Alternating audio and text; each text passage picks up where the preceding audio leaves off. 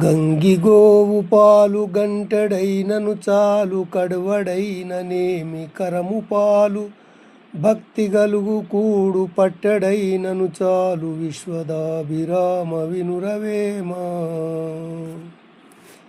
తాత్పర్యము: మేలైన ఆవు పాలు గరిటెడైనను అవి పిల్లలకు ఆరోగ్యమును దేవతలకు ప్రీతిని కలిగించును. గాడిద పాలు కుండెడు ఉన్నను వానికి ఈ గుణములు లేవు కనుక నిష్ప్రయోజనము.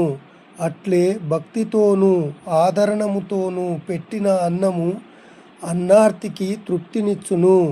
నిరాదరణముతో బండెడన్నము పెట్టినను అది అసహ్యమేయగును. సంవిదాదేయం అని వేదవాక్యము.